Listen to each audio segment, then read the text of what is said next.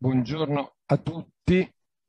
Eh, Come vedete anche dall'immagine in cui sta scritto, io sono Bruno Chipi, vi do il benvenuto a nome di tutti i soci del cerchio di cui attualmente sono il The presidente. members of Il Cerchio of È una associazione italiana di professionisti, psicoterapeuti, psicanalisti, gruppo analisti, medici e psicologi che credono che la gruppo analisi sia più di un metodo, sia più di una teoria, sia un modo di leggere il mondo, anzi direi che è un modo di essere al mondo condividendolo corresponsabilmente.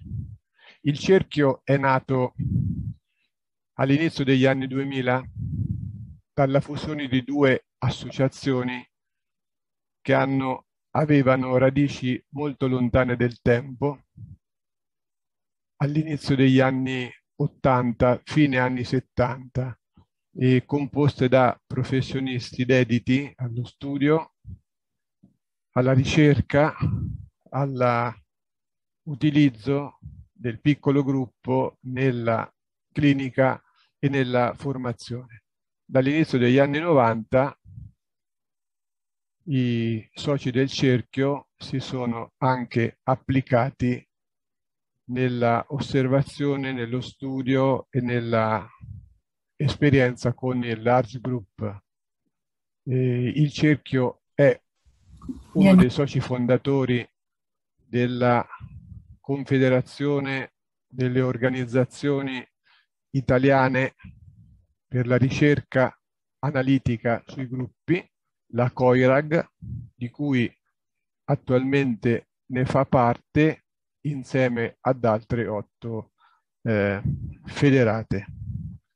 E prima di passare di entrare nello specifico, vorrei ringraziare per i patrocini e ringrazio la Società Internazionale di Gruppo Analisi, GASI, ringrazio la COIRAG e la sua presidente per il patrocinio, dottoressa Silvana Cohen. Ringrazio anche il Dipartimento di Filosofia, di Scienze Sociali, Umanistiche della formazione dell'unità della Università di Perugia, diretto dalla professoressa Claudia Mazzeschi. Ringrazio l'Ordine degli Psicologi di Perugia e il suo presidente, sempre per il patrocinio, dottor Davide Lazzari, e il direttore generale della Fondazione La Città del Sole, dottor Marco Casodi. Ci fa piacere una risposta così numerosa e certo, sarebbe interessante, ulteriormente piacevole esserci, magari sarebbe stato interessante esserci trovati in presenza, ma credo che presto questo accadrà. E ringrazio ovviamente il nostro ospite più importante, Earl Hopper, per la presentazione del quale lascio la parola al dottor Alfonso Dauria, che avrà anche il compito di chair per tutto il lavoro della mattinata. Buona mattinata e buon lavoro. Grazie Bruno, benvenuto a tutti. Per restare nei tempi e facilitare l'operazione di traduzione simultanea, avrò un testo sotto mano che leggerò per introdurre Hopper e i lavori della giornata. Quindi, benvenuti a tutti. È un onore per l'Associazione Italiana di Gruppo Analisi Il Cerchio poter avere il professor Earl Hopper come l'ospite di questo evento. Credo che se siete qui conosciate già il grande valore del suo contributo scientifico nell'ambito della psicoterapia e nello specifico della gruppo analisi.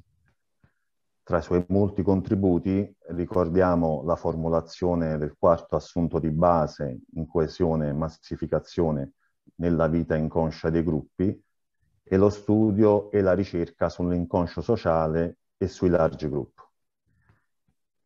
Sappiamo tutti quanto è stato tragica la pandemia e il lockdown, sia in termini di perdite di vite umane, sia per le gravi conseguenze psicologiche e relazionali.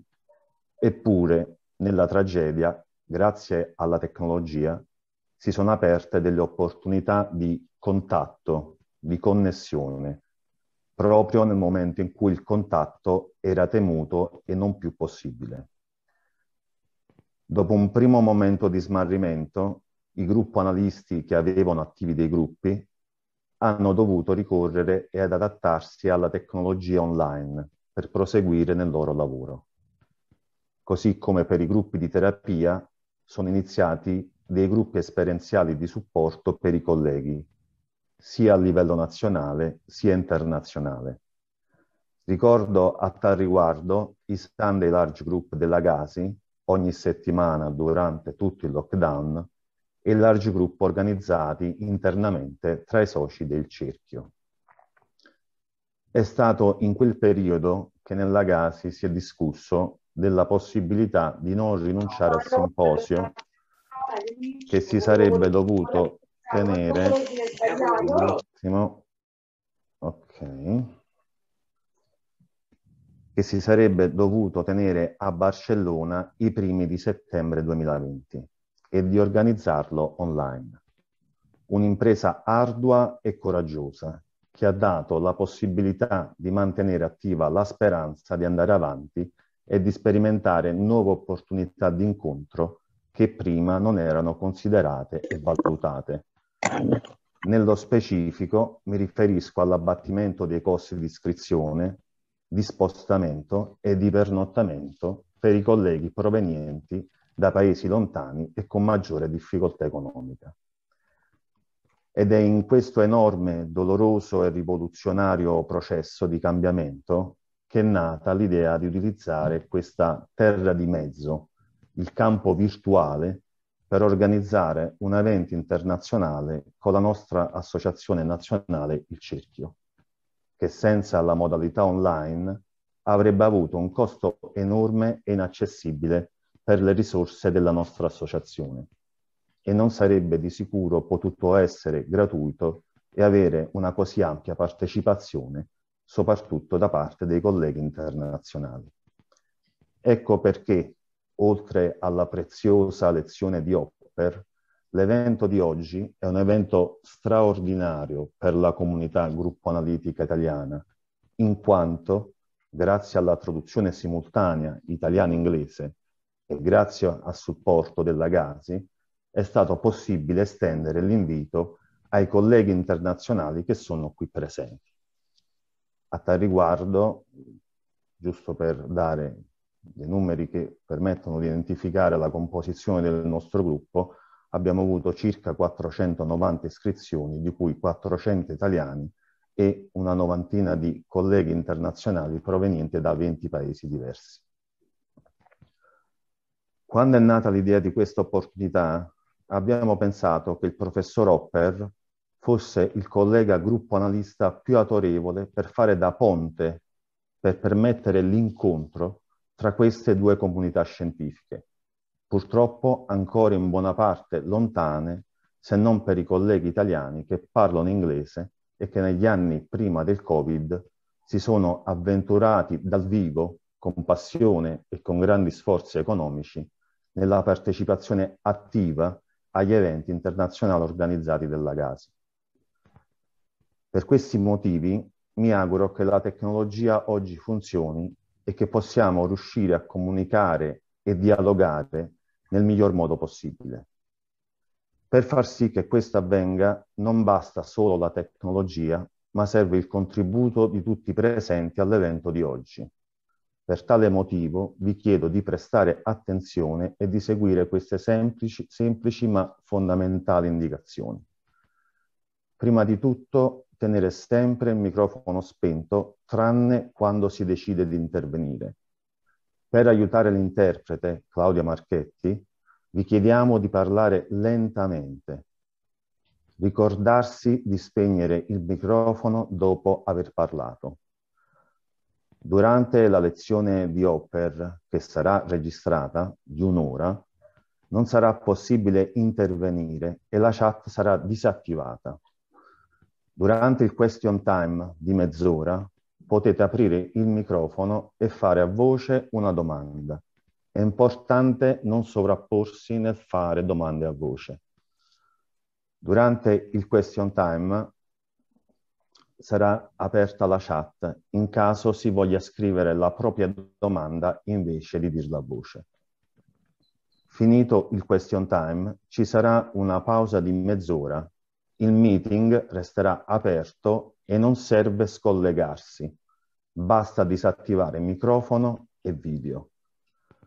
Alle 11:30 inizierà il large group che non sarà registrato, durante il quale Hopper sarà presente, ma come un semplice partecipante. Quindi non sarà lì per continuare a rispondere a domande. Durante il large group la chat sarà disattivata. I conduttori del large group saranno Gina Cadeddu e Giovanni Losito.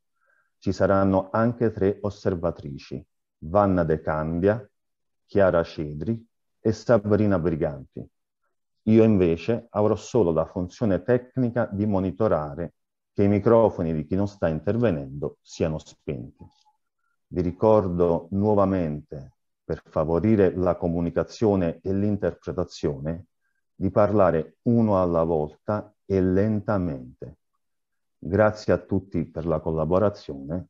Passo ora la parola al professor Hopper. Okay, good morning. Buongiorno, shalom. It's nice to see everybody here. May I just check to make sure that you can hear me? And just raise your hand. Okay, so we're okay. And as I said the other day, last week when we were trying out the technology, as far as I'm concerned, this is a miracle. And the whole event should be probably on Christmas morning or Easter morning or Hanukkah morning, where miracle of the lights, because the idea that we should have so many people more or less on time, more or less intimate, to whom I can speak and assume that we have a kind of dialogue developing, to me is a sort of miracle. And it's really very important and enormously satisfying event for me. And I thank you very much for inviting me and providing this opportunity for what I hope is not just a lecture from me, but a step towards continuing dialogue about this very important topic. I feel that the first thing I would like to say is that I'm aware that mainly I'm talking this morning and we're together with Italians. This is very important in the context of the topic of this lecture, because after all, you're among the first to have really been hit by COVID, which is primarily what I'm supposed to be talking about this morning, or aspects of it. There's very little room for humor or for irony. I'm sure that you're all suffering, and you know people who are suffering, and it's impossible for us to be together and try to think and feel together in an atmosphere where there has been so much death and destruction, like a war, and clearly a global process. Although it's been located, you could say, well, first in China, I suppose, but certainly in the Western world and Northern Italy. And I'd like to acknowledge this. Now, the second thing I wanted to say is that I'll try not to read material, but kind of engage in a narrative and talk to you on the basis of my thinking. So I don't mind. I would almost like to say that I wouldn't mind being interrupted, but I think probably that's too difficult, and you'll have to let me speak first. I became fully aware of, not fully aware, I started to become aware of the COVID situation about a year ago when I was in New York for an American Group Psychotherapy Association meeting, which in fact I was visiting family, and it became very clear to me that the New York area in particular was being, infection was being located at all the gatherings. And my daughter persuaded me, don't go there. This is dangerous. And I could see from various reports, I had better get back to London. Better get back to London very quickly, or I might not actually be able to get into London. So I took the first plane I could get and didn't go to the AGPA meeting, which turned out to be what's called a hotspot. Many people became infected, and it was quite a serious situation. So I probably made the right decision. But in fact, on the way to the airport, I stopped off at a bookshop, and to get something to read on the plane. And I picked up Camus' The Plague.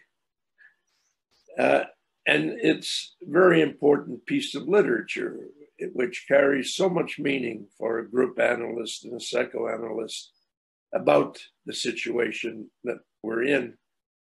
But it wasn't so easy in the United States to buy The Plague or anything by Camus. It was probably easier by Camus than by Sartre, but nonetheless, the first bookshop I went to and to buy The Plague, they thought maybe I meant a gardening book, that the crops or the garden was going to be infested by grasshoppers or some sort of beetle. This would be a plague, like a plague of locusts. Then they took me to religious books, and finally, in a philosophy section, they had one old copy of The Plague. I could have waited till I got back to London, but I decided to read it, and I'm glad I did. But one of the things that I became aware of, how when you get into an airplane, some of you may believe in the laws of physics, and you understand why airplanes fly. I don't myself, and I try not to think about it, to tell you the truth, because if I started to think about it, I would stay on the ground. However, I have this way of turning off and began to think about the past year or two, and I realized something. I didn't, of course, anticipate COVID, but my mind has been on this topic for a while now. Apart from the fact that for 20 years or so, I've been thinking about various aspects of the fourth basic assumption, and I'll talk about that. Of course, that's related to the general topic of the social unconscious, but more specifically, for the last few years, I have to acknowledge that I've been increasingly absorbed, but not fully aware of two things in my life and my clinical work. One is that I although I have, I would say, a very good, if I may say so, track record with regard to civil rights issues and liberal protests. Before I moved to England, I was in jail very often. Clearly, I'm of that generation who has a civil rights record, and I was against the war in Vietnam. Now, I don't say these things by way of what's it called, virtue signaling. That's not my point. But I know in my heart what side of the line I stand on. And as we used to say in the 60s, after our marches, we knew where we would be when the barricades were put up. That's my background. I don't apologize for it. It's who I am, and it's what I still stand for. I know that, and the people close to me know that. But increasingly in my work, not just my clinical work, but my professional life, I've realized I've been on the receiving end of projections, which are associated with being an old white man who still holds on to an American accent. Well, I always say, you live in England, there are so many accents to choose from that I may as well hang on to the one that I came with. But the assumption is that I must be what is conventionally called a fascist. I'm an old white male fascist who has certain views about all the things that we care about most deeply right now. Race, gender issues, class inequalities. And I have found it increasingly difficult to be in conversation, particularly with younger generations who make assumptions about what I think, what I feel, what I hope for. And more than in my clinical work, even, I've become aware of the dynamics of projective and introjective identification in daily life. And this has been very disturbing and very difficult to negotiate. The second thing that I've been thinking about is actually, I had been in a state of disavowal or denial about my clinical work. I actually have several people in my practice. I still have quite a lively practice, if I can describe it that way, with group and individual work, psychoanalysis, some families, organizational consultation, not all on the same day, I can tell you, but it's pretty good practice. And in that practice, I have several people of color and several people of what in England would be called working class background. And I have two groups of Holocaust survivors. Sopravvissuti dell'Olocausto. I suddenly hear Italian. Is that clear? Just raise your hand if I'm still clear. Can you hear me? Yeah, okay. And in this clinical work, I've become aware that actually my patients are agitated. This is probably a good word for it.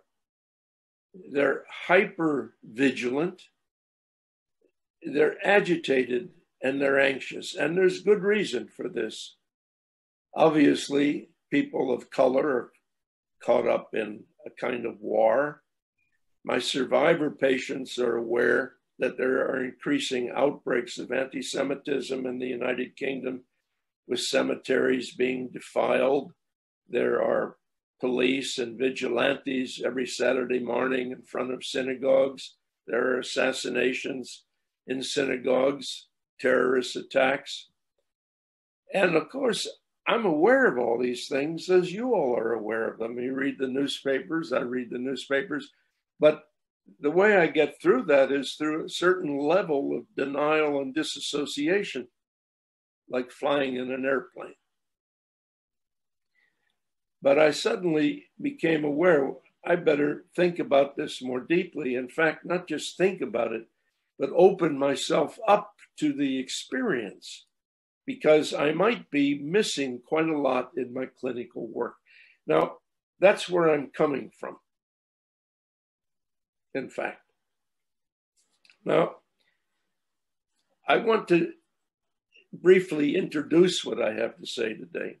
First is that although we're talking about a pandemic, so-called, it's very obvious in terms of what I've just said and what everybody knows. It's more than one pandemic.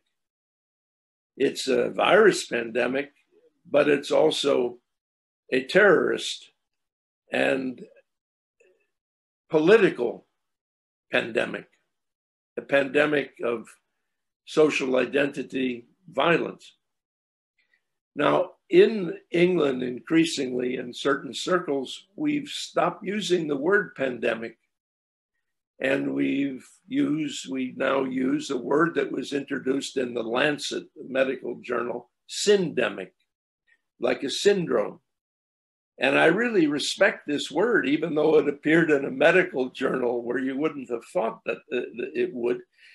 The word syndemic implies actually any kind of disease that could be called a pandemic has causes and consequences which are multivariate, and in fact will be affecting persons and their bodies and their groups and their institutions and their societies. So there will be a lot of mediating phenomena that control the effects of a virus. So syndemic is really a better word for it. And I thought that was really appropriate, especially because as a group analyst, even though I work on the couch also as I do psychoanalytical work, I'm always thinking in terms of what I call the tripartite matrix. And the hallmark and the insignia of the group analytical perspective is to think in terms of the tripartite matrix, involving society, the group, the person, the body, and so on. And it's a matter of what lens I have in my box, which is a good metaphor. What am I looking at? A person or a group or the society or more of them, all of them at the same time? What will I focus on? And so the syndemic and the tripartite matrix, these are notions that really appeal to me. Now, the nature of my talk and of many of my talks, increasingly, are a little bit, like a mathematical project. Now, what do I mean by that? Some people would say that I'm worse than Lacan and worse than Bion in my presumption that I can speak mathematically. That's not what I mean. I mean it in a very different sense. If you read a paper in mathematics, you might read 50 pages before you get to the point of the paper, which is in the final 2 sentences of the paper.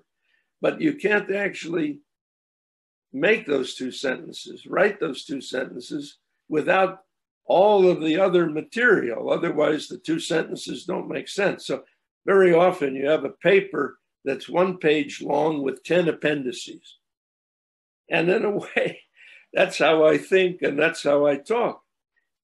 Some people have the patience, to listen to me go round and round and round before I make a point. But that's where we are. That's how I have to talk this morning as well. And you can't even see me using my hands, so you can be relieved from that particular gesture. So this is sort of like a maths paper.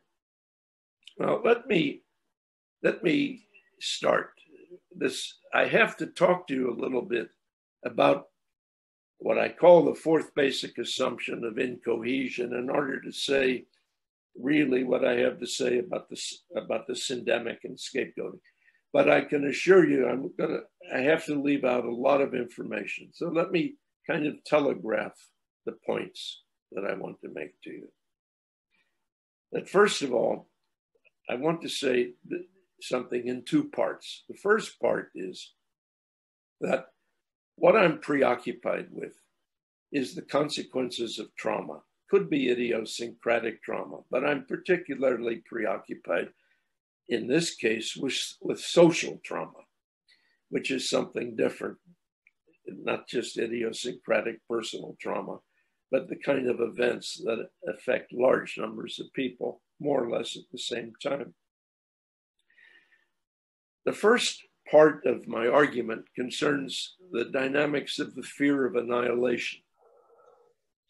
And my argument is that when various kinds of trauma involving failed dependency occur, like, and not socially, maybe very big changes in the employment structure, or inequality rates, our political failures are leading to war, or Brexit, to talk about nothing else, or the pandemic itself, which is not only a physical, but certainly a social trauma.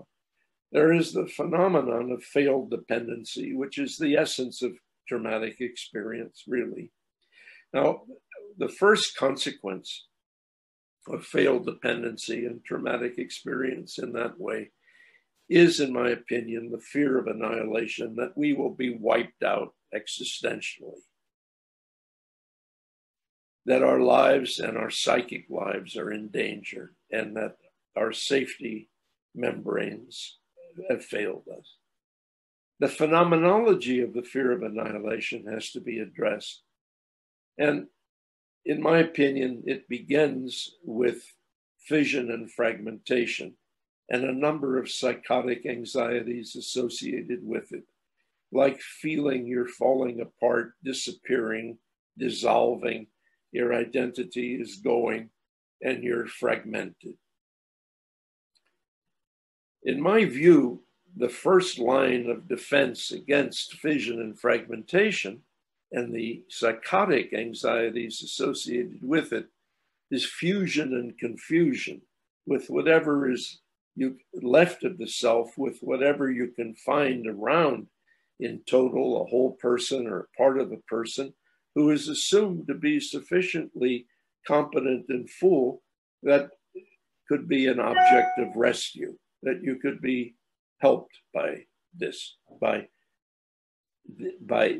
phenomenon, this person, this part of a person.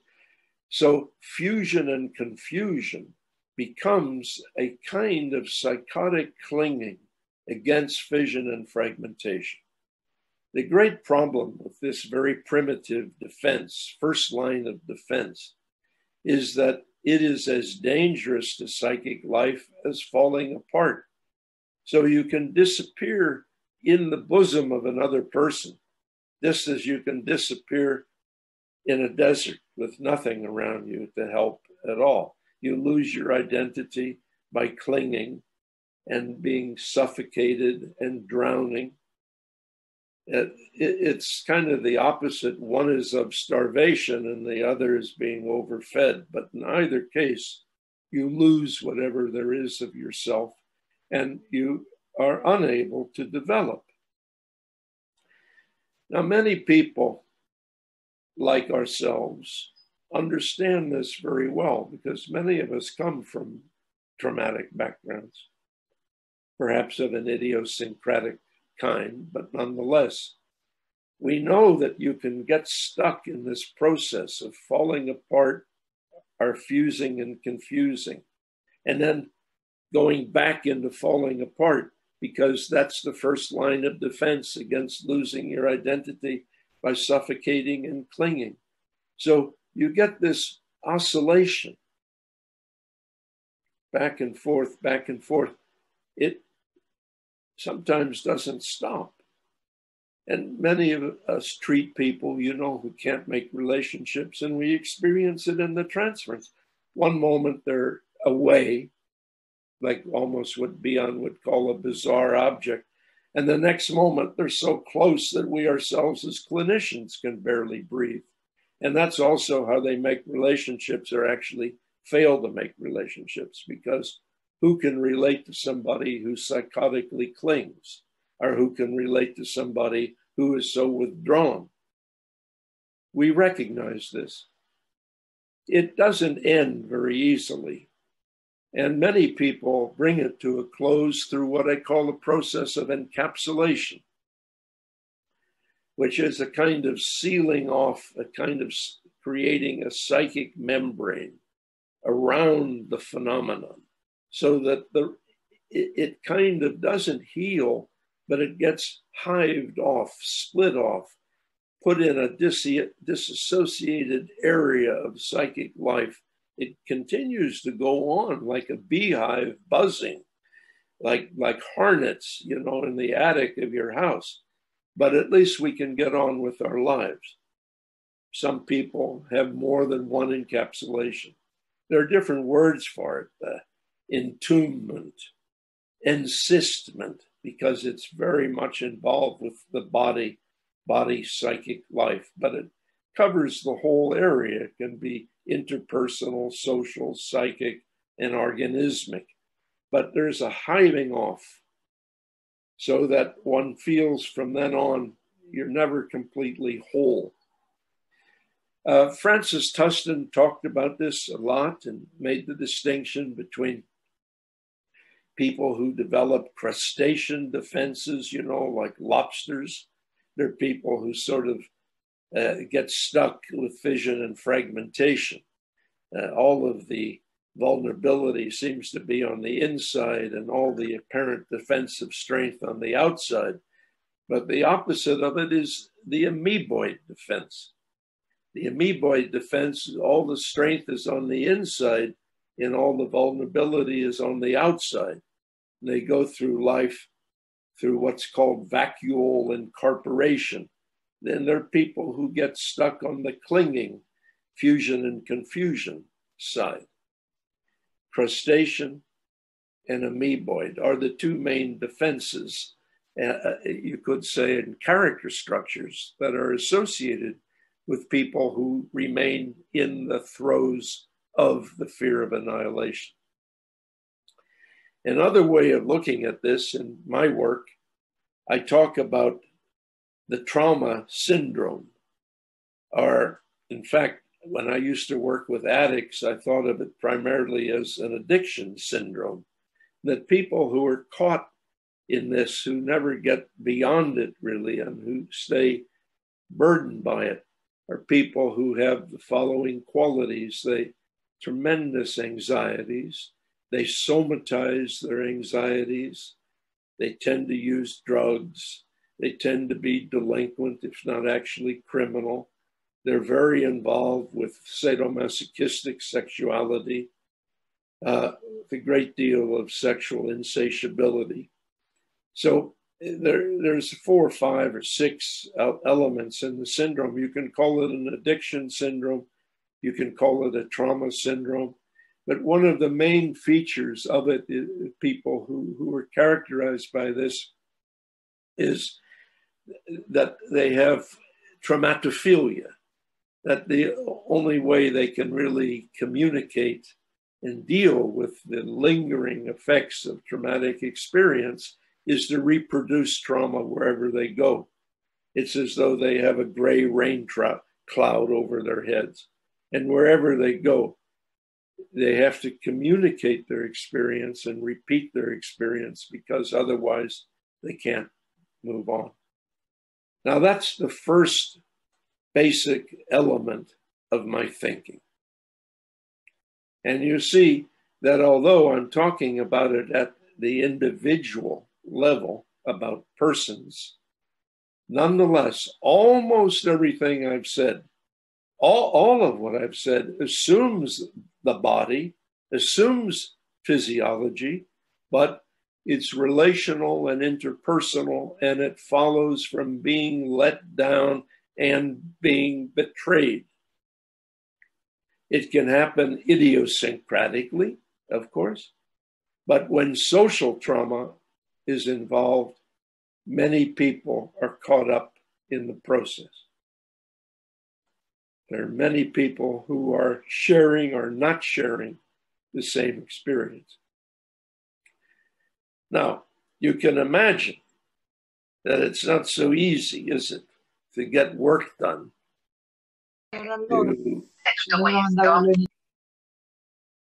Yes. I was, okay, thank you. Now I'd like to move on to the second part of my argument. And that is, you know, I have people in various parts of the world who they actually say to me, you know, it would be great if you would give your lectures about 10:30, 11 o'clock at night rather than in the morning. Why is that? Because I use certain words and immediately I see a lot of people go to sleep. And somebody once said to me, you know, you should take out this, a patent on your concepts because they have this quality of being like a sleeping potion. But there's nothing I can do about that. I know that there are certain words, as soon as I say them, to me, they liven me up. They make me happy because I know that technically I can't find any other word to use. But they're not meant to make things complex. They're meant to make things simple. So I'm now going to use two words. And I want everybody to stay awake because you're not supposed to go to sleep when I say that. I'm now going to talk about incohesion, which is not a word. I invented the word. Look, other people invent words. I'm entitled to invent words too. Incohesion. It says exactly what I wanted to say. It is the opposite of cohesion. You all think you know what cohesion is? So just imagine it's the opposite, incohesion. And it's bipolar. One pole is aggregation, and the other pole is massification. Really, this is not difficult. An aggregate is like a handful of gravel, and a mass, you know what a mass is? It's like a slice of basalt, if we want to use two inorganic metaphors. A handful of gravel or a slice of basalt. I much prefer what I've been taught in Ireland by older women whose grandparents and great-grandparents told them about famines and so on. They say they understand entirely. An aggregation is like a bowl full of boiled potatoes. And a mass is like a bowl of mashed potatoes. In a bowl of boiled potatoes, you can always see the potato. It's always a collection of potatoes. And with mashed potatoes, you don't know what you're eating. The potatoes lose their identity. It becomes a new phenomenon. The mass is a new phenomenon. So I often tell the story because I think it's great. When I talked about this in Ireland a number of years ago, two women, actually one was a Jungian and the other was a Freudian, they started getting into an argument. And first I thought it was a joke. It turned out not to be a joke.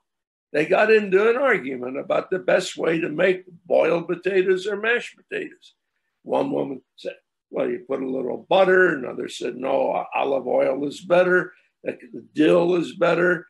And they started arguing about this. At first, it probably was a bit of a joke, but actually it became the location for disputes within the audience concerning their professional identity. This is a true story.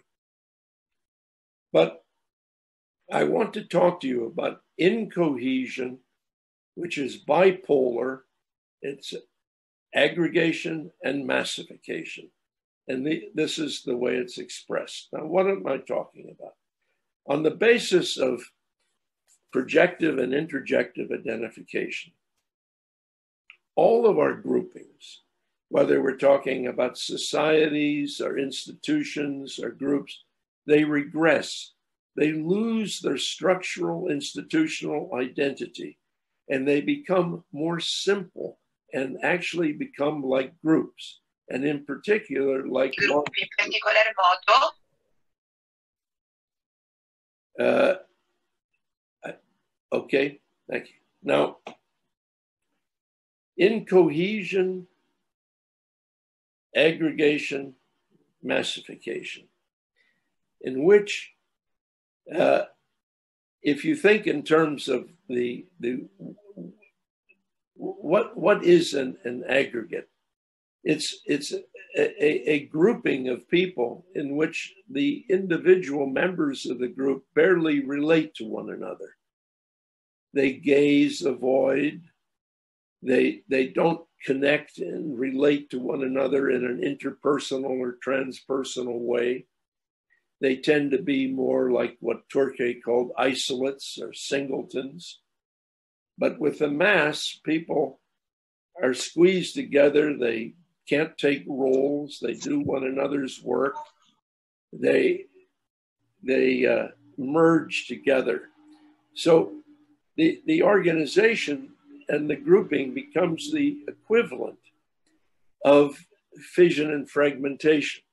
And this is expressed in patterns of relationships, in patterns of values and norms, in styles of communication, and in styles of thinking and feeling, in the way aggression is manifest, and so on.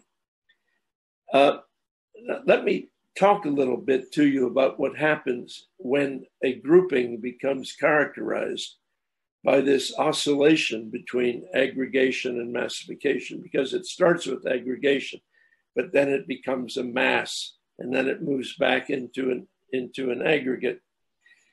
One of the features is that they also, that's the equivalent of encapsulations. And the feature is that they develop social psychic retreats, like ghettos, for example, or formations in which people hide or they go for protection. And the society loses their full participation, and they lose the sustenance of the society. Sometimes such a social psychic retreat can be legalized, like a ghetto in Venice, say. But ghettos exist informally all over the world. Sometimes it's a place for safety, and sometimes it's a place which is the first step towards genocide. But the development of these sorts of subgrouping formations is very typical of our groups when aggregation and massification prevail. But another feature, another dimension of all basic assumptions and all tripartite matrices really is style of thinking and feeling. Every basic assumption, dependency, fight, flight, pairing, perverse pairing, they can be looked at in terms of relationships, values, and norms, styles of communication. But there are a couple of other dimensions which we need to pull out for discussion here. One is the style of thinking and feeling. And another is a certain way in which certain mechanisms, certain procedures, processes through which aggression is expressed. Let me say, first of all, in the interest of time, because we can also cover some of these topics through question and answer. Let me talk for a moment about the style of thinking and feeling, which I think is typical of aggregation massification. And for lack of a better term, I'd like to call this social category thinking and feeling. Social categories, of course, exist all the time. They're not just a basic assumption phenomenon. We all take parts of our identity from the social groupings with which we're involved. But we're not utterly overwhelmed and preoccupied by them. But when social category thinking and feeling prevails, here's what happens. First of all, there's massive stereotyping that goes on. and all individual nuance is killed. So in terms of the tripartite matrix, for example, we're not thinking about the personal matrices or even organismic matrices, other than to say that we're all members of the same species. There is a kind of attack on individuality, an attack on nuance. Everybody's the same. That it's actually, it sounds like it's equality, but in fact, what we're talking about is profound prejudice expressed in the old-fashioned word of stereotyping. The second feature of it is that immediately those who are located in the category are located comparatively. So social categories have the additional dimension, so they're always comparative. Third, they're always evaluative. So they're stereotyping, comparative, and they're evaluative. And the fourth characteristic is that all confusion and all hybridization is abhorred, is despised. It's disgusting, even to put it in oral terms. Binary thinking prevails, which is another way of saying the same thing. Stereotyping, comparative, evaluative, and abhorring all confusions. But some of these confusions are not only natural, but utterly healthy in a society and any grouping that's working. For example, you need new people. People die. People grow in a group and they're replaced by new people who come into the group as patients. Life depends on confusions, you could say. Social mobility is essential. Economic mobility, immigration, emigration, intermarriage of social category groups, all of these things make for a stronger species and a healthier, more adaptive society. And yet, when incohesion prevails, social category thinking and feeling prevails, and there are tensions located wherever there is confusion. So that in old-fashioned terms, if a blue-collar worker makes more money than a white-collar worker, although the latter has more status in traditional terms than the manual worker, there is hatred and confusion located in the relationships between these two categories. If interracial marriage occurs, you might think that it's an indication of the liberalization of the society, but in fact, it locates a new hybrid category that stirs up great difficulty because, first of all, it indicates in an unconscious sense, a primal scene has occurred. Whenever you see hybridization, you immediately unconsciously feel, their parents must have had sexual intercourse. Well, that's very nice, but it also creates anxieties, and you become a witness of something that you don't want to see or to be reminded of. That's extremely complex. But social category thinking and feeling is one of the, with the features that I've mentioned, 4 or 5 features, very important in incohesion. The next thing that I want to turn to, which is very typical, is pattern of aggression, which is expressed through the unconscious manipulation of judgment norms.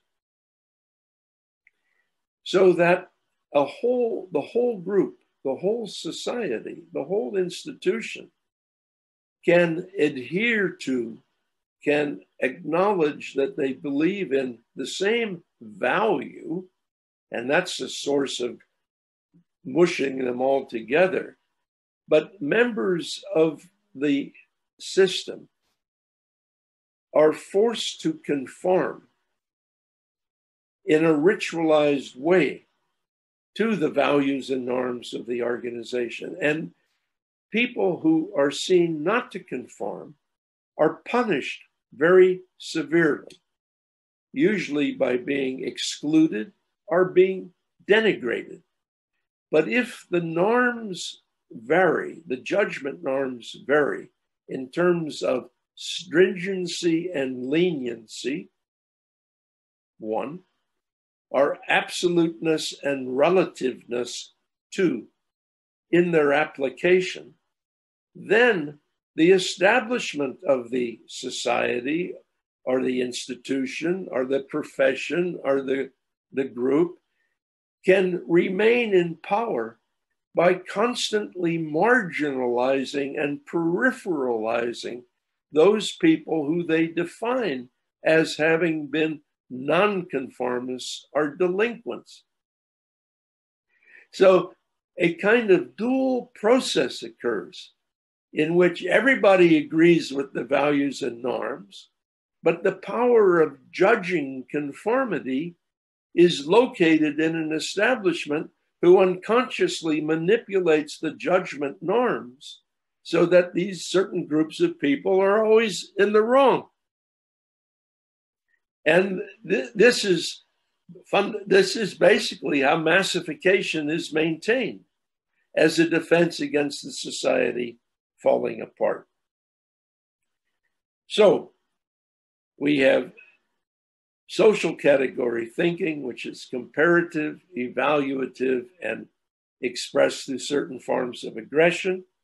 And when it comes to forms of aggression, the main thing is the manipulation of judgment norms, leading to marginalization and peripheralization and the unconscious management of it, which brings me to a little bit closer to the end, two processes which are typical of and which can hardly be understood outside the context of incohesion, namely fundamentalism and scapegoating. Fundamentalism and scapegoating are the two essential characteristics of incohesion. When massification dissipates or starts to fall apart, when this defensive maneuver against the falling apart doesn't work, when Nazism or fascism is seen not to be working, when governments who are supported by those ideologies begin to fail, which they always do, because you can't get much work done in those contexts for very long. There is an increased determination to maintain the habitus of the society through militant piety, fundamentalism, through axiom rather than proposition, but also through much more elaborate scapegoating processes, in which people who are seen to be different, are to be nonconformists, are excluded and marginalized and peripheralized. There is a particular feature, two features that I like us to think about together in connection with scapegoating based on fundamentalism. One is a process of subspeciation, in which those who we wish to get rid of are defined as less than human. They are defined as living entities who do not have human characteristics. They are animals of various kinds. And usually they are defined as rats, rodents, squirrels, little rabbits, but above all, as little animal life that can carry parasites, insects, and therefore their vermin. As long as there's been literature for the last 2,000 years, fables, oral traditions, and written traditions, those people who will be put in the scapegoating process have to be defined as objects that can be sacrificed, objects that can be got rid of. On the bad side, they are rodents and vermin. Now, I'll come back to that on the bad side in a moment. But the second aspect of this is that they're almost always defined as younger siblings. So you have this curious intertwining of subspeciation and profound, overwhelming sibling rivalry, in which the subspecies are little brothers and sisters who were not invited by us, who were brought into the world by parents having sexual intercourse. They are dirty. They are often hairy. They are bloody. Their skins are not colored properly. They can't speak. They poop in their pants. They pee in their pants. They stink. They take up too much time. They take up all of parents' resources. And stupid mothers and fathers are preoccupied with staying up all night in order to feed them and stop them from crying. And these little bastards are never satisfied. They're always eating. They're always demanding. No matter what you do with them, they want more. They are insatiable. But above all, they're dirty. And they get away with behaving in ways which we, the older brothers and sisters, have stopped doing a long time ago. And what do we get for our efforts? Higher taxation is what we get.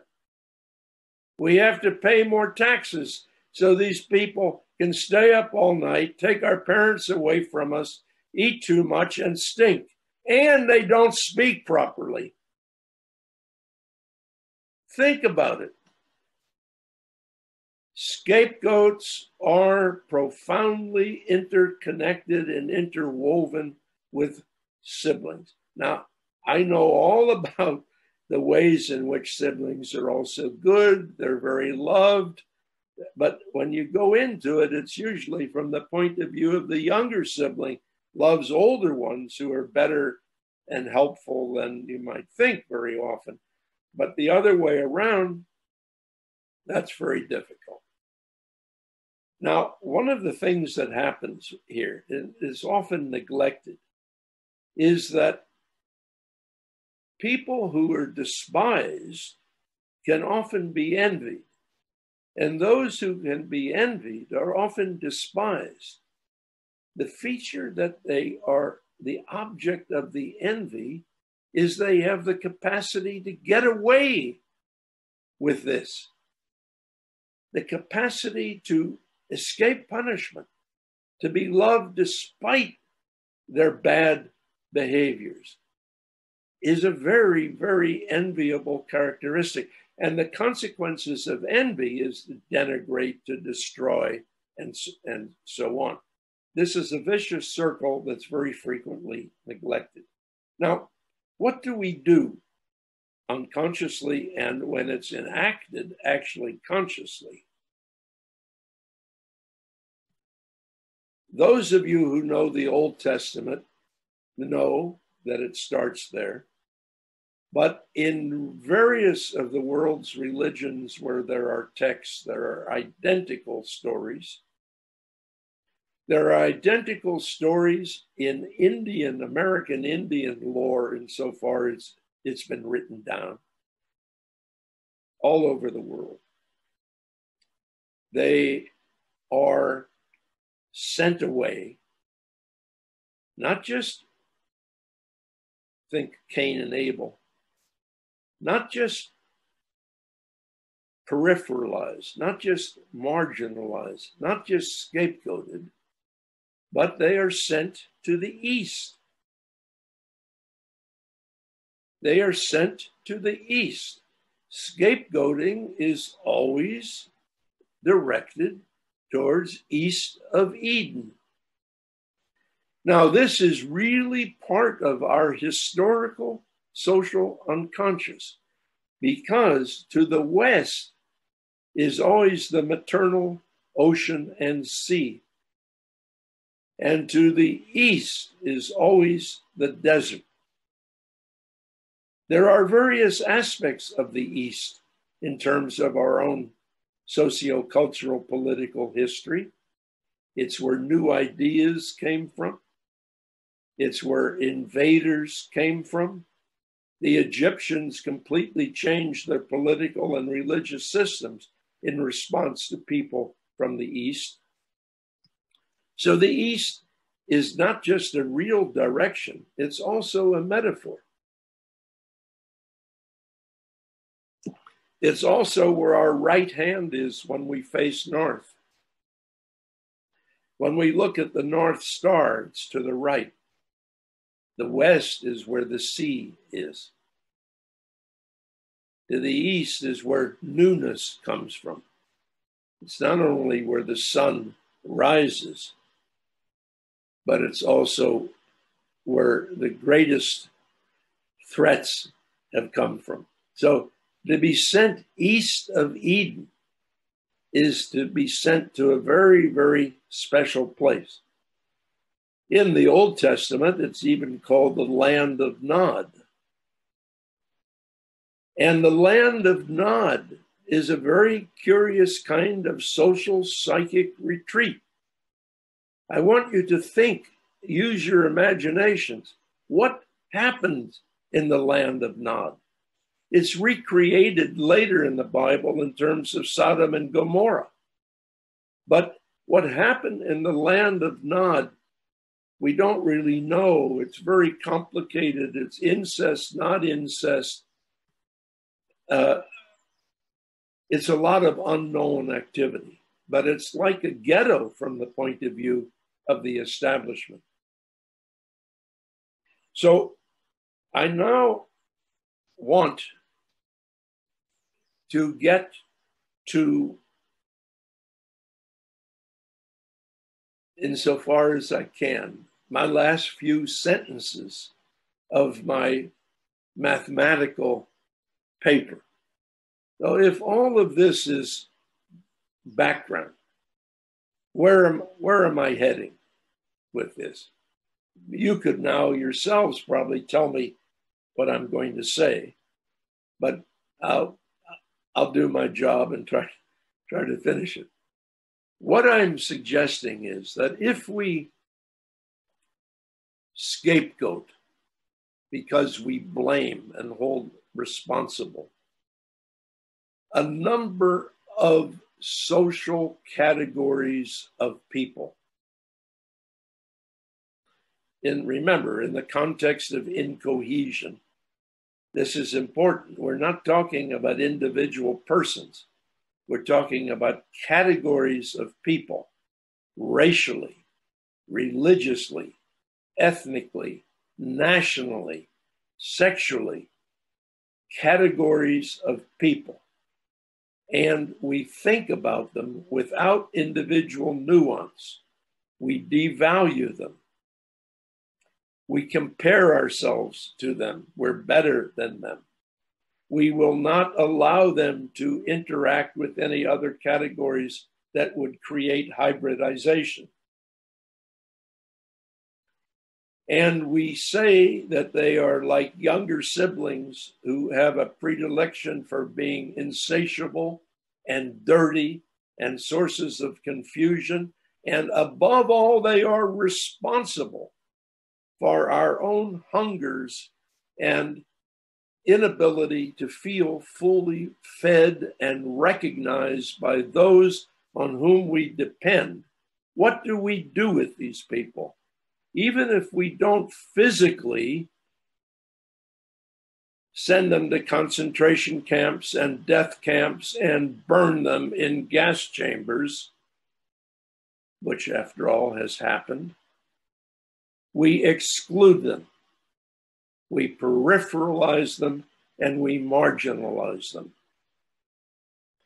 We send them to the East, which incidentally is where all the concentration camps and death camps have ever been.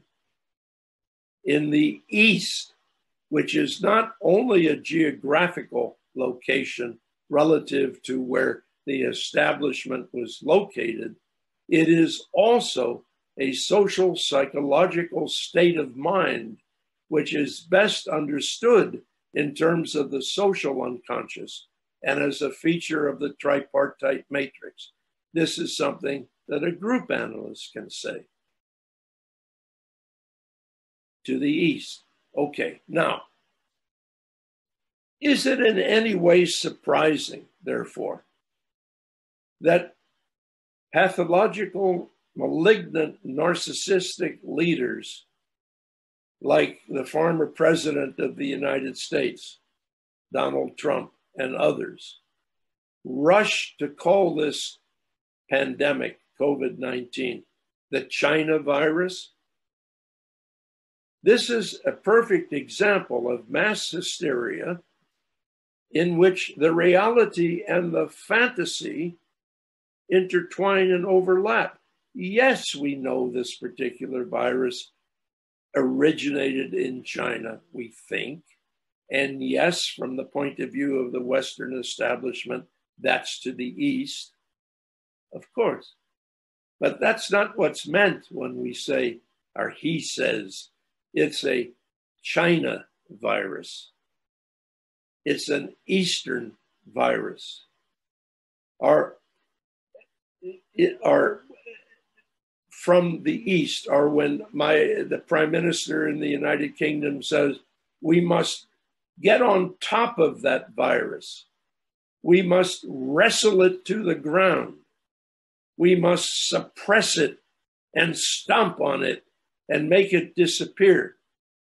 Here we have a combination of ways of experiencing and treating the so-called virus. As a foreigner from the East, and I would suggest that this language implies the way in which individually and socially, in an unconscious sense, we have experienced the virus, as namely the return of those people who we sent to China in the first place. So this is not COVID-19, although of course it's COVID-19 and all the mutations, but at an unconscious level, these are unwanted Black people, they are unwanted gay people and lesbian people, these are unwanted Jews, former slaves. These are social categories of people who we can blame for all of the misfortunes that have followed social trauma in our societies, which in turn has often been a consequence of extremely bad political policies. Now, I would suggest, in terms of bringing this forward to an end, enormous projective and introjective identification goes on between the establishment and these various categories of people, exactly as I began my talk with this morning, which makes it very, very difficult politically, but very, very important politically, to engage and to expose ourselves to the kind of confusion and mess and conflict which is typical of the way in which we have to engage with our younger brothers and sisters. I don't say that in a patronizing way. I say it in a realistic way, it is impossible to bring new people into the world without becoming disturbed. It's impossible to bring in masses of immigrants without being confused. You can't change a diaper without getting your hands dirty.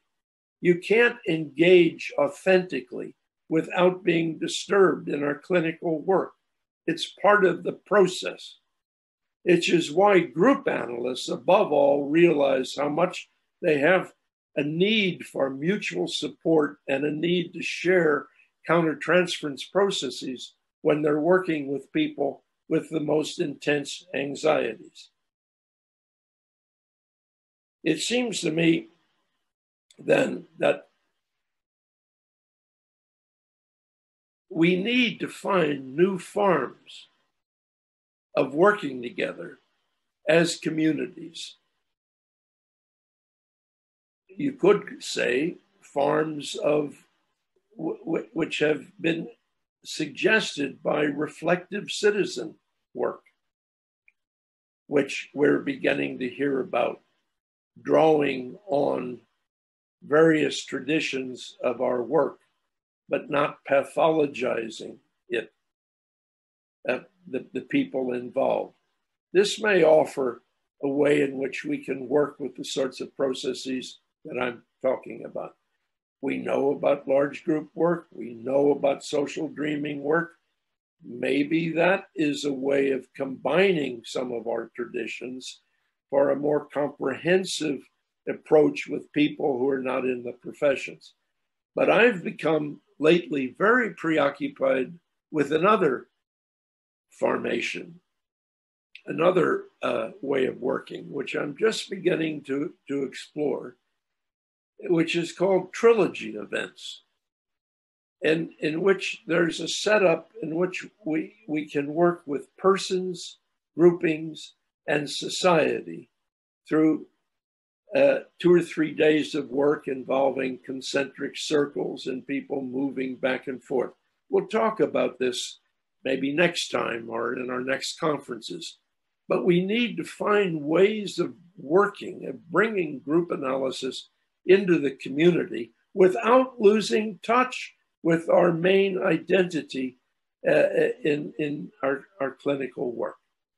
Okay, so I've talked to you about trauma, incohesion, the main features of incohesion, leading to fundamentalism and scapegoating, and I'm suggesting that the way in which many of us are responding to COVID-19 is in terms of it being the very scapegoats who we sent to the East in the first place.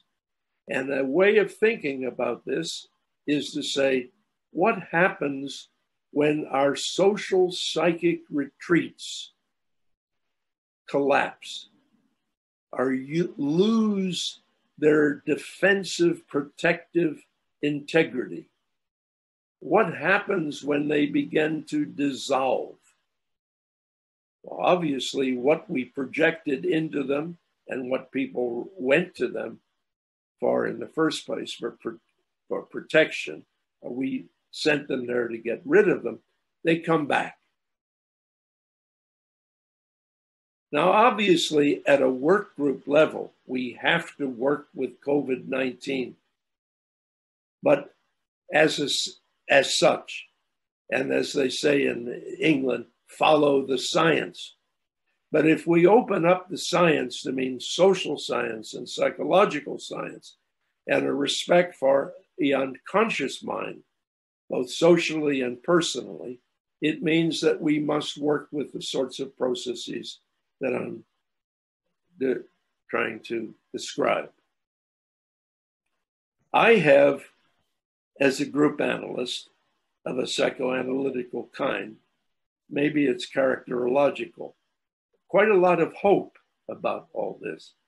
It's so impressive what our communities have been able to achieve in a year with regard to the development of vaccinations and vaccination programs. It's really been very impressive. But it seems to me that as a group analyst, I'm always thinking about the possibilities of hope in terms of our ability and willingness to exercise the transcendent imagination. Human imagination can find ways of, in contrast to what Sartre said about no exit, we can find ways, we can find windows and doors that can be open. But we need to be able to listen and hear what is being said to us about helplessness and about injustice. If we can hear and understand, we might be able to help prevent injustices becoming socio-political symptoms, which are enactments of the further despair that people feel when they are not heard and recognized. That's where I would like to stop then this morning. And maybe we can now go on with questions. Perfetto. Answers. Benissimo. Adesso allora chi vuole può fare delle domande uno alla volta attivando il microfono, oppure scrivere all'interno della chat e magari poi verranno prese e riportate ad Hopper. Grazie.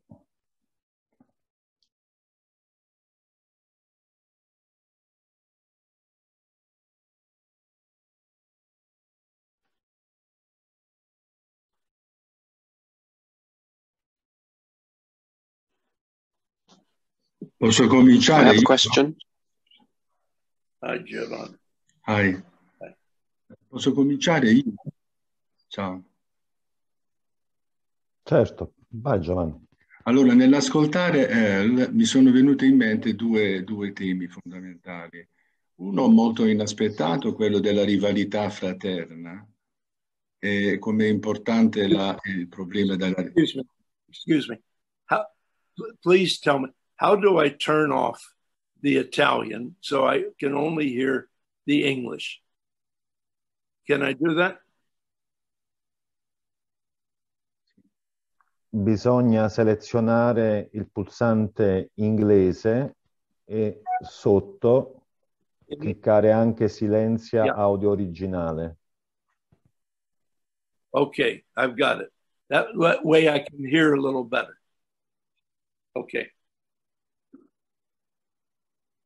Dunque, volevo sottolineare due temi. Uno, il tema della rivalità fraterna, che è importante, questo che ha enucleato Earl. E poi un altro tema fondamentale, credo che io ho visto invece una metafora in quello che lui ha detto, in termini di classi sociali, della classe media, della piccola e della media borghesia, che praticamente invece di prendersela per il suo impoverimento culturale e materiale con le classi dominanti, con un capitalismo selvaggio e di rapina che c'è attualmente, se la prende invece con cioè se la prende con gli emarginati, con le classi più deboli, con diciamo con le minoranze, insomma, con questo fenomeno del capro espiatorio, perché la media borghesia non se la prende per tutti questi problemi col capitalismo selvaggio che c'è attualmente. Scusami Earl, vuoi raccogliere più di una domanda o rispondere ad ognuna? Ne raccogliamo più di una? I would prefer to hear a few questions together, please. Ok. C'è Rob che voleva alzato la mano e voleva fare una domanda. Rob. Yes, hello. Earl, I wanted to ask you, thank you for your presentation. You began with the idea of a miracle, but not a religious miracle. We'll try and speak slowly, but a scientific miracle. And then at the end, you spoke of science in a broad sense and hope. So I wonder, are you asking us to place our faith in science? And if so, I wonder whether you are familiar with the writings of Giorgio Agamben about the pandemic. Abbiamo anche un paio di domande scritte in chat, di cui la prima è: il capro espiatorio, sia esso persona o gruppo o popolo con l'immaginazione, può costruire uno scenario interno che consente la trasformazione della denigrazione ed esclusione? È questo che intende? Poi un'altra domanda da parte di Sergio Fava. Non crede che in altre situazioni sociopolitiche, come in Italia, l'Est, nel senso metaforico proposto, sia dato dal Sud il meridione o quasi mai dal Nord e dall'Ovest?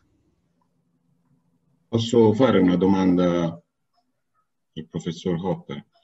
Certo, Io prego. volevo che lui ci dicesse qualcosa, declinasse anche il suo pensiero rispetto a diciamo le paure, le ansie che prendono le persone che stanno per vaccinarsi, cioè il fatto di introdurre dentro di sé, diciamo,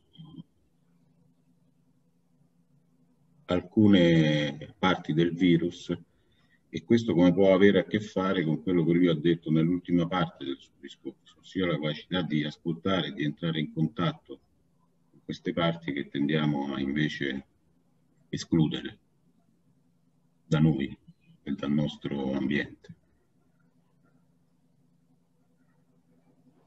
Qualcosa vorrei chiedere anch'io al professor Hopper, che ringrazio tantissimo, e più sull'immaginazione che lui ha citato alla fine della sua relazione, e se questo è qualcosa che vede in capo un po' alla comunità, soprattutto dei gruppi analisti, come capacità di attivare nella comunità e nella società almeno una minoranza che produca un cambiamento rispetto a questa direzione, no? Con cui è vissuto l'Est, che lui ha citato, che mi viene da suggerire che sia anche da vedere come l'ignoto, che comunque coinvolge di nuovo l'intera umanità, l'Est, no? Cioè non solo le fasce deboli. Siamo un'umanità che si confronta con l'ignoto e che a vari livelli dobbiamo trovare delle soluzioni. Sono molto interessata a questo discorso dell'immaginazione, in che modo si può sviluppare maggiormente. C'è anche Angelo Silvestri che voleva fare una domanda, prego. Sì, grazie. Anch'io ringrazio molto per la bella relazione. Mi ha molto interessato quest'idea della spazializzazione, del bisogno di spazializzare degli aspetti psichici, e mi sto chiedendo quanto questo abbia a che fare con quello che stiamo anche sperimentando adesso attraverso la comunicazione online, dove è più difficile spazializzare gli altri e la situazione. Ecco, su questo mi piacerebbe poter riflettere un po' più a fondo. Earl, vuoi iniziare a rispondere oppure ancora raccogliere domande? Posso fare anche io una domanda ultima? Un attimo, Aldo, sentiamo. Take a couple more questions, please. Ok, allora vai Aldo. Vabbè, ringrazio anche io come cerchio Earl Hopper. La domanda è, allora, il punto di vista praticamente non solo è complesso e stratificato, per così dire, no? Parte addirittura da quello che è come un termitaio, no?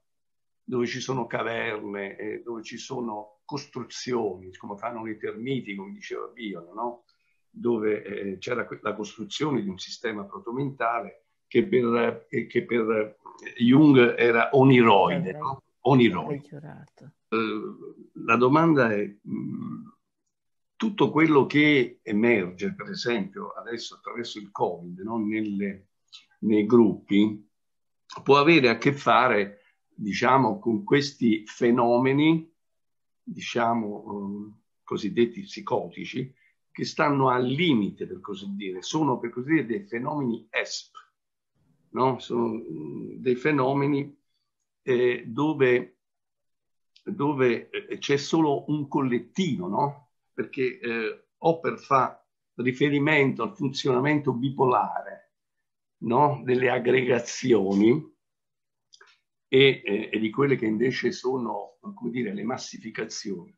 Questo groviglio che, per esempio, una paziente mi portò nel gruppo, era assente, e poi portò un sogno che risolveva in qualche modo, però questi aspetti che si possono definire anche allucinatori, no? Allucinatori nel gruppo, e che passano proprio per, diciamo, per un protomentale, possono essere accolte e come dire, lavorate nel gruppo per fare in modo che alcuni nel gruppo non possano apparire dei pazzi, per così dire, no? Quindi c'è questo lavoro di trasformazione a cui Hopper fa riferimento alla fine del suo intervento, no? Cioè questo pulire, questo ripulire, questo mettere a posto diciamo tutto ciò che è come dire rifiutato e schifoso, eccetera eccetera, che appare però ad un livello di collettività molto primitivo, protomentale, insomma, no? E quindi in qualche modo va non solo raccolto e trasformato, e che riappare, purtroppo è riapparso attraverso diciamo quello che è stato il Covid, che nessuno di noi accetta l'ospite, no? Dentro di noi, questo ospite in attesa, e vuole trasformarlo. Quindi è molto facile regredire. Ecco, come fare in modo nei gruppi per sostenere meglio questi aspetti delle trasformazioni, di questi aspetti, come dire, allucinatori, che appaiono con maggiore frequenza nei gruppi. Grazie. Earl, following your thoughts, thank you very much. I want to ask if the reflective citizen is the way as an antidote to fascism, scapegoating, and social trauma. Is it a sort of an answer, the reflective citizen? Okay, maybe I'll say something. Michael, hello, Michael. In that, I know I have to try to come back and try to so-called answer some of these questions.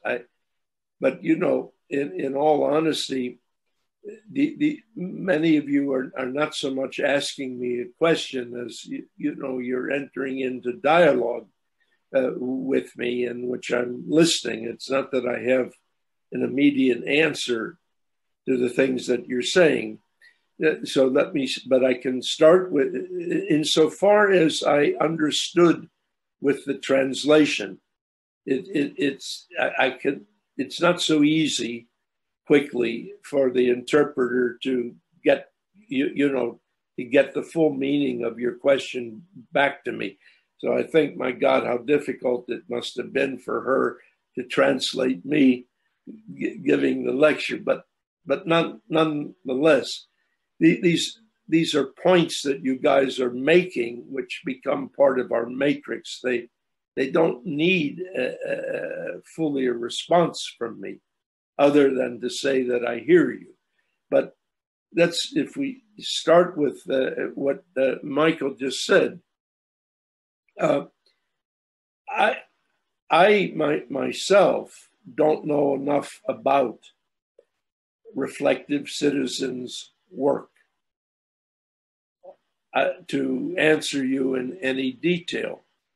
But in general terms, I am convinced of two things: that as professionals in this field, we have to struggle to get the balance right between our traditional way of living and working, which involves great privacy and intimacy with one or a few people, and on the other hand, somehow moving out into the community in natural settings in which people don't have to come to us, which often involves a kind of self-identification as patients.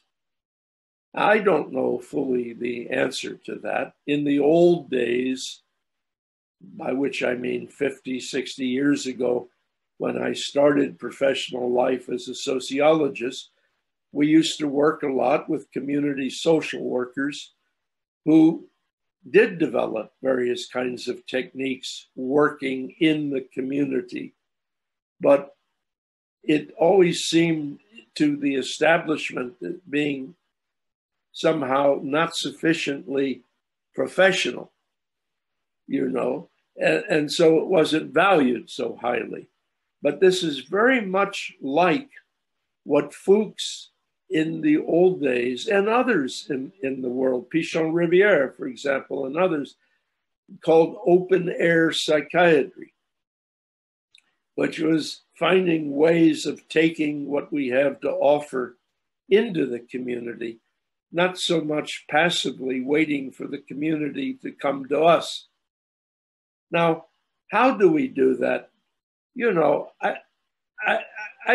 I can't answer that quickly, other than that I would like to identify myself with the effort, with the professional values that support somehow are moving in that direction. So in a way, that's how I want to answer. And then to go back to Rob's question from London, which also was not exactly a question, but I know I felt very closely listened to Rob. I felt that you picked up where I started with and where I ended, and that was exactly somehow vaguely not that what I had in mind, but which came to mind in the morning, so to say, that I do think that there is a way of using the same imagination which has given rise to religious systems that help us try to answer the great questions of life and to explore the eternal verities, is the same imagination that may allow us to solve our problems together while we're still alive and while our children are still alive, and sometimes our parents are still alive, rather than to imagine it into the future and where we don't know what the outcomes will be. So I don't know if that is a way of reaching out to what you were suggesting, but it's exactly what I do think, that the social and psychological sciences deserve the term sciences. So following the science, for me, quite honestly, could mean sitting down together and sharing our understanding of a novel that we're reading. So I don't care whether we call it the arts or whether we call it the sciences, as long as it's an attempt to be open, in dialogue, reflecting on what we're saying, connecting our values with our perceptions, and so on. So that's to go to the last question. And in a way, one of the first questions. But there were a number of comments, mainly from Italian colleagues, which I want to say that I didn't grasp entirely. I didn't understand entirely, but I felt that reading in between the lines that we were identifying with one another in terms of opening up the psychotherapeutic project to a kind of socio-political project, but at the same time making a distinction between them. And I think that distinction is also very important, that if we are going to understand some of these processes, we also have to give ourselves enough democratic space to be able to reflect together before we act. So let me pause there, and I'm pretty sure that we'll come back to other aspects of this. Are there more questions or elaborations on what has been said? Can I say something? Yes. Prego, Marina, vai. Thank you, Alfonso, and thank you so much, Earl. I related to Italian community, professional community. I want to say that it was, I think, 2 weeks ago, I was part of another large Italian group analytic workshop. And I was amazed, these themes, connected themes, where we talked about the 4th basic assumption, social psychic retreats. And I was amazed about the understanding, level of understanding. This is what I wanted to say here. I was trying to understand what is it in the Italian community professional which felt so good in sharing somehow.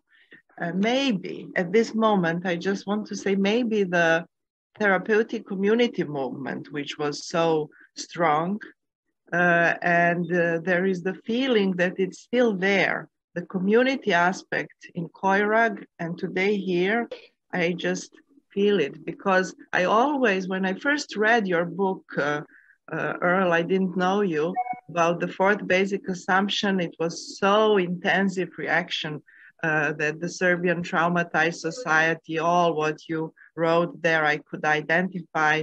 And then I was overwhelmed, almost vomiting, and thinking how to change. What are the ways of change? And then I always had this image that some community can try to hold, whether I was part of the therapeutic community. And then reflective citizens actually came out of course, group analysis, but very much on this community, somehow to hold these all difficult feelings and phenomena and to try to transform. But there is something in Italian community which makes me really feel well here also today. Well, thank you, Marina. And let me say that the concept of social psychic retreat is something that I've taken from Marina. We worked on it together for many years ago now. But the very words of the concept, social psychic retreat, is Marina's. And in many ways, I think we've moved on over the last decade, and we must try to develop it further. Just like the book that you referred to, I started it in the 1980s. It was published in 2003, and that's Traumatic Experience in the Unconscious Life of Groups. I've moved on as well from that, and I would like to rewrite it. And in fact, 40 years have gone by. So I've learned a lot from these discussions, but I want to return to something. And you know, there's the expression, angels step in, fools step in. I put it in reverse. Fools step in where angels fear to tread. You know this expression. Now, I would like to step in as a bit of a fool here. I think I'm very pleased to hear that you had a good experience talking about these things with Italian colleagues. Over the last 25 years, I have too. Now, let me tell you why I think that that might be so. Why, in a way, I find actually, when I think about it, in Belgrade, I have felt understood here about this as well. I have felt understood in Israel, in Belgrade, and in Italy, but less so in England. And I think that's because the English don't like big words, and I've never been able to say what I have to say in little words. But there's another reason for this. In my opinion, although England is very far from being necessarily the oldest country in the world, it is in many ways one of the most sociologically, culturally, and politically secure. To be in England, despite all of its difficulties, especially now following Brexit, you can also get a sense, it's a little bit like being in Sweden a few years ago. There is a certain kind of, even in the urban areas, a kind of homogeneity which is accepted. And therefore, focusing on falling apart socially requires more of a leap. Nowadays, it's a little bit different, but in Italy, I may be completely wrong, but as a fool, let me say that Italy has a particular kind of foundation matrix, which is characterized by an enormous amount of socio-cultural political diversity, which is also regionalized. So that the kind of reception that I've had with colleagues in Milan is very different from Palermo, even though the people in Palermo may have come from Milano and vice versa. The regionalization in Italy gives rise to a foundation matrix characterized by diversity and a propensity towards aggregation, which gets recapitulated and relived in the dynamic matrices of smaller institutions. There is a kind of low-level understanding that things may fall apart. And not so long ago, they weren't unified. So that may be part of what Marina has picked up, and maybe that's what I've picked up too, that there is an unconscious way of relating to the tension between falling apart and holding together. Now, I know that I have to stop in a second. We have to stop and then we'll start again. But it's very important to remember. Well, I would like you to remember in terms of what I'm trying to communicate. We are focusing on a basic assumption here.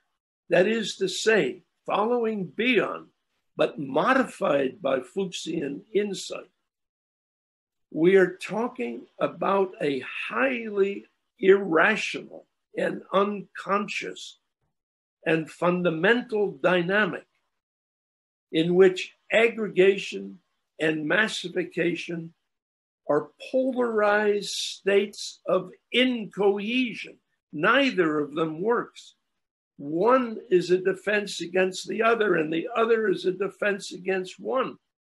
So massification is an illusion, giving rise to Mussolini and fascism and Nazism and Hitler, and what's happening partly in the United States now too. This is not a field within which mature work and effective hope can take place.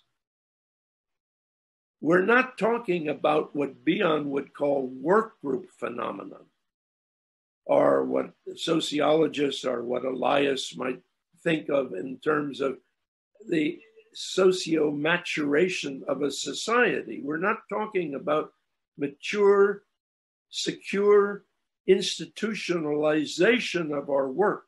I'm talking about a sea of irrationality in which the cart of the work group floats and is always in danger of being overwhelmed by or drowned by. You know, that, so it's at that level that we're exploring these things. And if that is a characteristic of the foundation matrix, then it's always nearby. That fear of falling apart is ubiquitous. In the recent forums that we've been on, you know, these internet discussions, which are usually dominated by one English idiot or another, I must say. But the international discussions that we have at the present time, a bit about the Balkans, is very interesting in a way, because what's been identified is a foundation matrix of profound insecurities around holding together and developing and monopolizing the control of violence, not to prevent change, but to prevent discrimination. And that's something which the English can deal with intellectually, but they're very far removed from it emotionally.